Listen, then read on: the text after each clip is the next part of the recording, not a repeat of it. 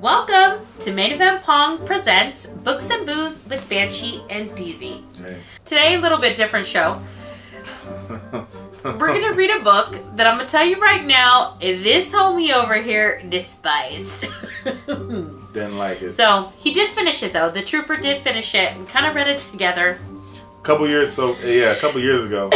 So Yep. if we're missing anything, just troll politely. Yeah, it's been 2 years It's been since a we while, read this. but I've blocked most of it out. So we're reading Matched by Ally Condie, which is essentially speaking a dystopian YA novel. Our drink is a little bit less themed this time. Dee's just wanted to drink something he enjoyed to get him through it. Vodka Tonics. So we're gonna drink Vodka Tonics. It's one of my go-tos and I'm gonna need it. But before we get into anything, Oh, that's right. Books and Booze fashion, we gonna take a shot. So we're taking a shot of, somebody left this at my house, Roland. Community party liquor that happens at the MEP house. Is all kinds of shit up there. There's like an entire Bevmo up there. This is Captain Morgan Cannon Blast, an intensely delicious shot. We'll see. God. Yeah. I don't want to do it. I really don't. It smells, smells so really, bad. yeah. Why are we being such punk bitches? Here you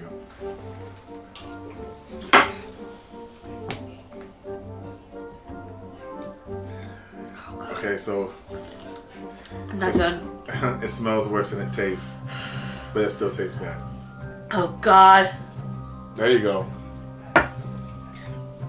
That was a mistake thinking about it. You should have just threw the Oh, Coke God. in there. Yeah. Ah. You will not see. It's not deliciously. It is not an intensely delicious shot. Fuck. All right, let's taste this. Why do people drink that? Is that Oh God, Roland. I know it was you. You're fucked up. that's hangover juice, is what that is. This is good. Yeah, this is cool. That's good. Yeah. Yeah. So this is a, like I said, a dystopian novel. It's kind of similar to things like The Giver. They would have you believe utopian society, like socialism, like we're a little bit like socialism.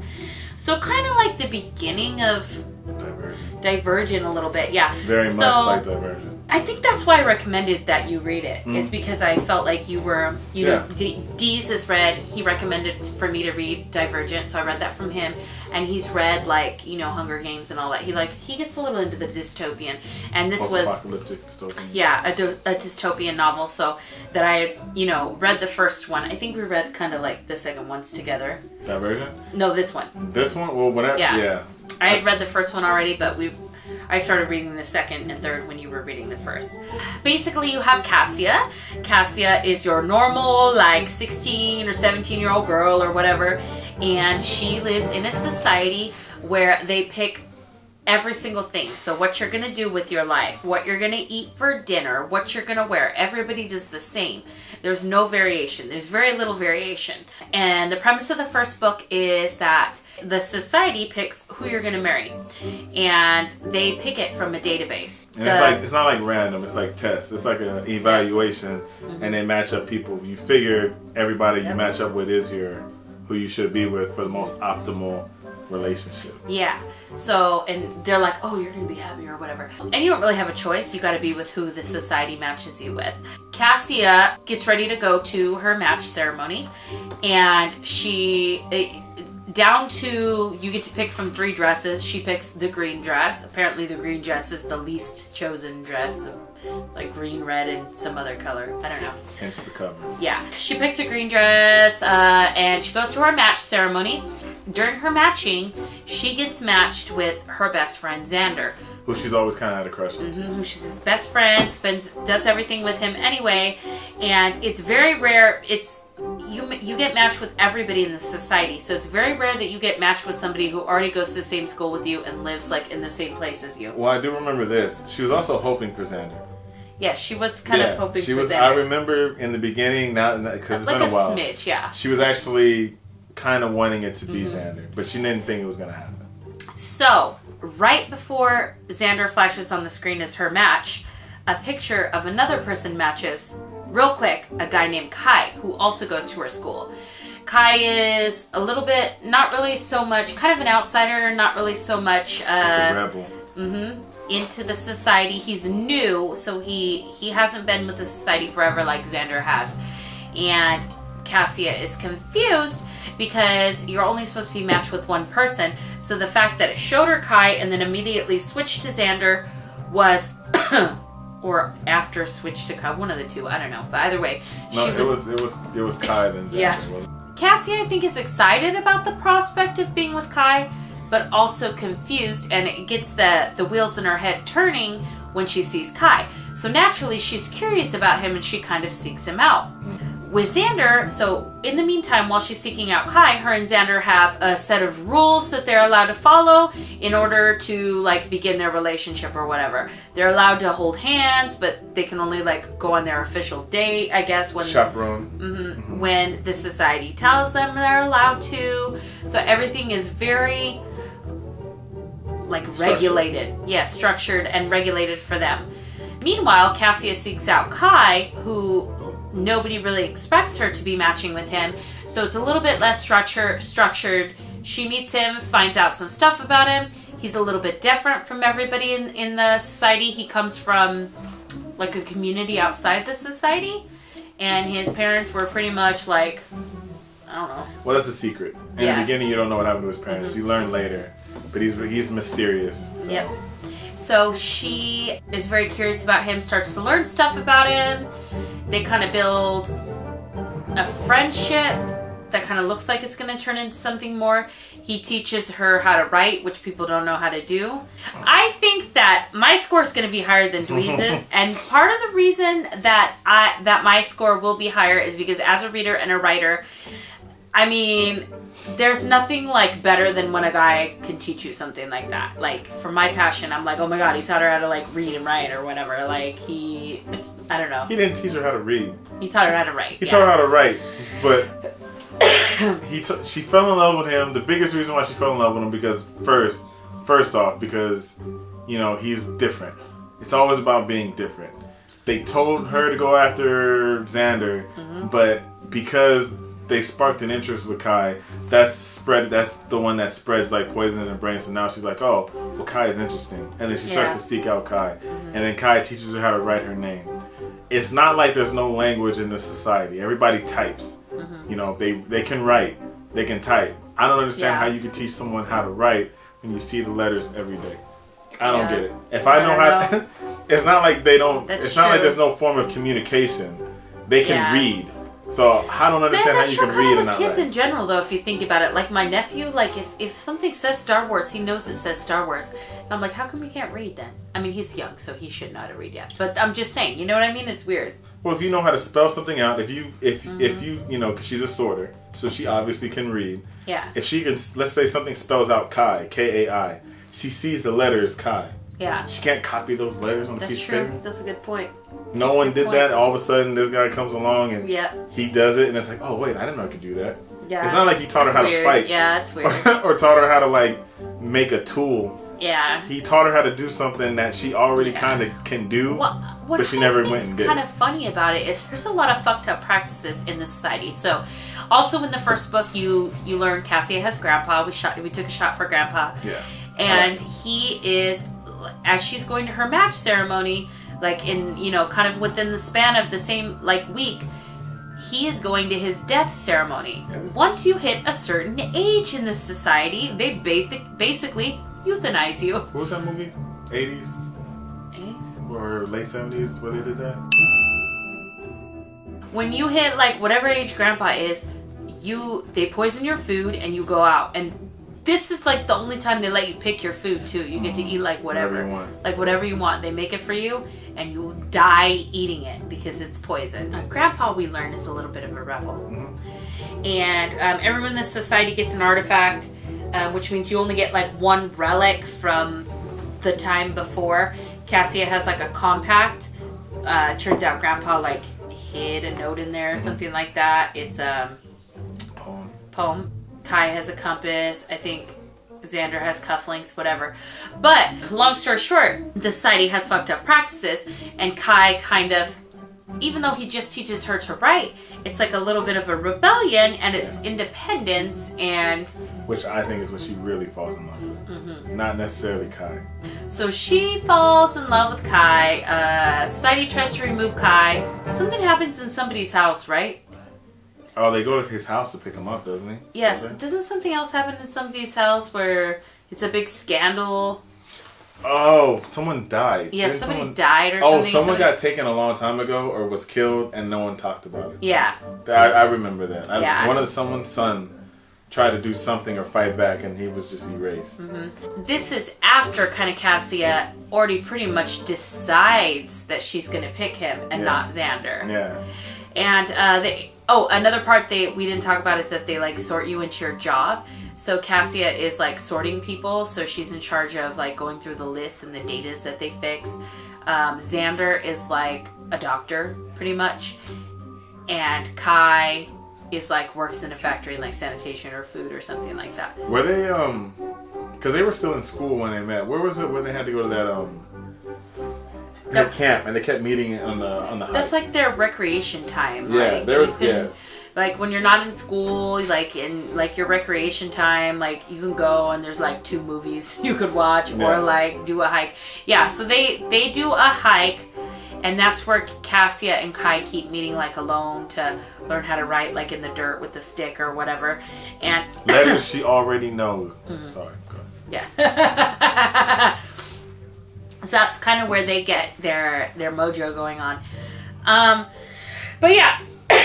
The rest of it would be spoiler for us to tell you where it goes from there. But long story short, there's kind of a plot in play to bring down the society. There's a rebellion, an underworking rebellion, which is kind of, as far as rebellions go, a little bit weak. It's very soft. There are people living outside the society. It's kind of weird because I feel like the people living outside the society somehow like kind of still, because Kai's family lived outside the society, still kind of want back in or whatever, but then they also don't want back in because they don't want the regulations. I don't know. It's kind of weird. I feel like whenever they talk about them, it's like a weird little like contradiction. Like there's a lot of weird little things that don't. So yeah, it's like that guy in the Matrix, the one that wants back in. It's like that. Yeah, because ignorance is bliss. Mm-hmm. You're safer. Just tell me what you don't like about the book first and foremost. Just say it. Well, so I guess the main character, it's very romantic. I don't have any problem with romance, but sometimes things get it drags a lot. Their relationship drags so much, so it's kind of a hard read. So also, I guess for me, maybe I know it's young adult. I'm not saying I'm too old for it, but I mean I can clearly see. I can clearly see that she's not in love with Kai. Like it doesn't even feel like she's in love with Kai. They have this grand love story throughout 3 books, but she's only really in love with the freedom. Because even later in the series, she starts to like want a purpose. Like she thinks she can bring down this regime, and he don't even want to do it. Yeah, and he don't even want to do it. Like what she really wants. So he just wants to survive and live. To be honest with you, Kai is so selfish. I don't even want to say he's such a survivalist, and that's the thing with him is he lost his entire family. So, but he's so apathetic. But to me, that kind of reminds me of like guys in the 90s, you know, like we went to school in the 90s, and like that grunge phase, like to me, he's just like grunge, you know what I mean? Like he's like Jordan Catalano from My So-Called Life. Like so apathetic or whatever. And he totally does love Kaia, but it's funny because in trying to rebel against the society and not choose Xander, she's trying to make her own choice, but in the same respect, the society showed her that slide of Kai. So she didn't like go find some other guy. She ended up playing right into the hands. Yeah. She didn't like go find some other guy that like lived 3 doors. You know what I mean? Like she didn't find some guy on her own. She still did what the society told her to do. Mm-hmm. I don't know. I think it's funny. So I feel like the whole book is based on rebellion and learn to live your own life and stuff like that. But I feel like maybe it's more realistic this way. It's not like, you know what, I'm going to bring this whole society down and damn the man, whatever. It's just so slow. And Kaia almost just falls into everything. It's honestly, all 3 books could be one long book. Yeah. Real talk, all 3 books can be one long book. Yeah. Like she kind of just falls into it. You know what I mean? Like everything kind of, she's still always a pawn of somebody. It's just that I guess I don't like I understand that for love, it can make us do heroic things, but it's like I guess you don't you more think of like she's kind of an idiot in the beginning. And especially, and I understand, there's love triangles. And yeah, I would have preferred she ended up with Xander. But it doesn't make sense. It really doesn't make sense because in the end, Xander's the only like real hero. He ends up being like a really like a dude. Xander is a good character. Yeah, he's a good character. He's like he's always had her back, and he's very righteous. Yeah, this is the one time where I did not ship the people who ended up together. Like I was shipping Cassia and Xander through most of this book, and that's even with Kai teaching her how to write, which Dweez hates over here. Doesn't make any sense. He hates it. I even teach him how to count up and see numbers every day. I don't know. I just feel like he's a likable guy. He didn't do anything wrong. I think he's described as hotter. I mean, they're both described as hot because it's YA. We like, us YA readers. We like some hot dudes. Yeah, not me. It's funny because the chick will sometimes look like average or normal, but the dude is always fucking perfect. You usually get like, so this is YA rant alert. So you'll usually get like kind of like a female character's point of view, and she thinks she's not hot, but she really is. She's just self-conscious or whatever. But lately you've had some authors who've been branching out and making their female characters less than perfect, like in Jennifer Armentrout. She's been doing it lately. Like in Fire and You, Jillian basically, or whatever her name is, like part of her face is jacked up. She's been doing it. The hot guy still wants me. But it's funny, they only do it with girls. They never do it with guys. Sometimes a YA writer will write a guy not that hot. Like John Green does it. He writes like average Joes, totally average Joes or whatever. But a female YA writer will never write an unattractive male character for their lead guy. They never will. Wonder why that if you have one, put it in the comments. Because I want to read it, but I'm trying to think, and I can't think of one. They're always hot. Favorite of your least favorite characters? Favorite of my... Okay, who's your favorite character? I mean, I like the grandpa, but he's only barely in it. So I have to pick a real favorite character is Xander. He's the only character that I actually kind of like. Cassia, I didn't hate her as a main girl. She just did a lot of dumb things. It's not like, my forever hatred with Cassie. Or not Clary. Mm-hmm. Hates Clary. It's not like that. I don't hate her. I don't like Kai. He's really not much of anything. Kai's almost just a guy. He's a jack. Yeah. He's just a guy who knows some stuff, and she's in love with the idea of him. And we've all been in love. We've all had to make that decision to where are we in love with them actually, or just in love with the idea of him. And that's all it is. Like, it doesn't, even in the end of the whole series, their relationship doesn't make sense. Kai would be my least favorite character, even though he's like a star. But my favorite character would be Xander. I think Xander's my favorite character too. I do like Cassia a lot. There's nothing wrong with Cassia really as a lead character. I think she reacts well. The only thing is I do think she's a pawn. I think that she lets herself be a pawn. But part of that is she's young, she's naive, she's way more sheltered than an actual teen her age, like in the real world, because the society has sheltered them. And later she comes into her own or whatever, and book 3 she does some kind of radical stuff. But even then, I still think like she's no like freaking Triss from Divergent. She's no Katniss. Although, I don't know, Katniss is kind of... Some people will hate Katniss. We haven't done Hunger Games. I haven't even read Hunger Games. Some people... Really? No. Look at him. That's probably the gayest way I ever You know what's funny is I have read so many of these YA series, but I haven't read the 3 biggest series that women read. And that's Twilight, Hunger Games, and 50 Shades of Grey. And I've read a lot of adult contemporary romance, but I've never read those. I'll never read, as a man, I'm not allowed to read 50 Shades of Grey. I never will. Mm-hmm. I can't. There's no way. But I just can't get into it. Twilight, I can't get past sparkling vampires. I can't do it. I read like the first 70 pages of Twilight, and I was bored as I can't do fuck. It. I don't see how girls like it. When Twilight first came out, everybody's like, oh my god, it's the next Harry Potter. And then Twilight people got mad when people were like, Hunger Games is the next Twilight. And I'm like, well, I'm a Harry Potter fan, and they did the same shit with Twilight and that. But I hate that. I hate it when people compare shit like that, because they're never alike.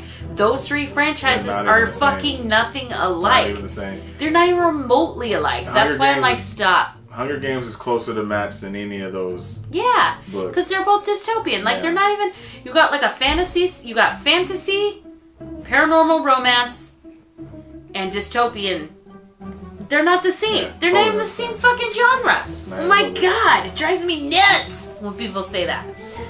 I'm gonna give you guys some quotes, because actually, despite the fact that this isn't my favorite series, I did actually highlight a lot of shit in this book. There were some pretty good one-liners. Ally Condie knows how to word stuff.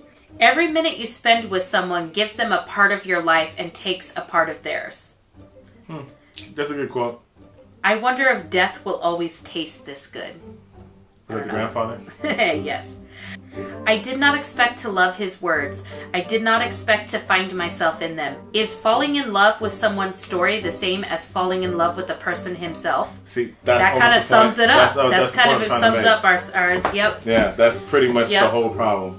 Because the whole time when you read it, after you read it, and then like even in the whole series, and you know the characters grow, you're pretty much like, well, she didn't really like him. She just liked the idea.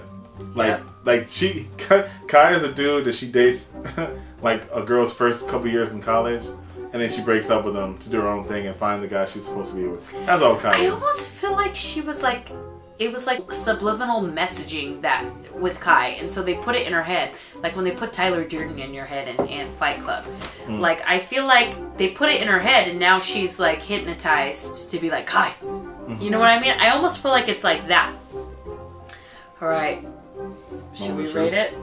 Let's do it. All right, I'm gonna give it a 3. I finished it. If I finish a book, it's at least a 3. You'll never see me rate a 1 or a 2 because I did not finish the 1 or 2s. I said, fuck it, I can't finish this shit. I definitely think if you like dystopian, if you've read Hunger Games or Allegiant, you should give it a try. If you liked The Giver, you should for sure read this. I think you'll like it a lot. There are better dystopian series. I mean, I mention it all the time. Terra Mafia Shatter Me. Divergent is way better. Maze Runner is way better. Hunger Games is better. I haven't read Hunger Games, but Dwee says Hunger Games is better. I've seen all the movies, and I think they're better. But definitely, I mean, I think it's worth a read. Dweez, tell us what you think about Matched. Here on Books and Booze, we don't give zeros. I don't think we've given a 0 yet. I feel like anything you finish, you gotta rate it something, because a 0 is pointless. Yeah. Excuse me. So I'm gonna give it, of course, I'm gonna give it a 1. But you know what I really want to give it. But I give it a 1. I'm not allowed to technically use zeros because I did finish it. So it will be a 1, but there's an asterisk by this 1. So we'll just leave it at that. I mean, it's not, I'm not gonna say it's the worst book I ever read. There's just a lot of things. It's okay. I mean, it's probably not for me. If I was like a 15-year-old girl, maybe I'll love it. But as a 30-year-old dude, it's just I can't. Real quick, I know you wouldn't watch it, but if they did make this into a movie, who would you dream cast? I say for Xander, right away, I want to go with, what's that guy's name? Chord Overstreet? Isn't that the dude that was on like Shannara Chronicles? That guy? No, I don't know. He's hot. That would be Xander. For Kai, I would pick somebody like... I saw like a brown, like a Mexican dude. Or That'd be Hispanic cute. What about the dude that is on Pretty Little Liars that is Caleb? I don't know. He's fine. You're going to have to do this one because... And then for Cassia... Oh, who's that one little girl from the Fifth Wave? Can she be Cassia or not? Here's the thing with Cassia. I think she's Hispanic. Because her last name is Reyes. Okay. And I don't, you know me, I don't like to white out, all of YA. Yeah. I think it's already too whited out. So, and for the main, I mean, there are usually ethnic characters, diverse characters, but they're supporting characters. They're never the straight characters. Same thing with like the LGBT or whatever. They're always the side plot characters. So with Cassia, because her last name is Reyes, I want to cast her as someone Hispanic. I don't want to make her white. So I'm thinking maybe somebody like... Well, it could also be Spaniard. Yeah. So it could be pretty white still. Or, I mean, what about like, who's, Selena Gomez? Could she do it? Yeah, Selena, I don't know. Yeah, you know what? I actually think she could. Or what about fucking, the girl that's Elena in Vampire Diaries? I think she would be cool. That's it. Any closing remarks, Dweez?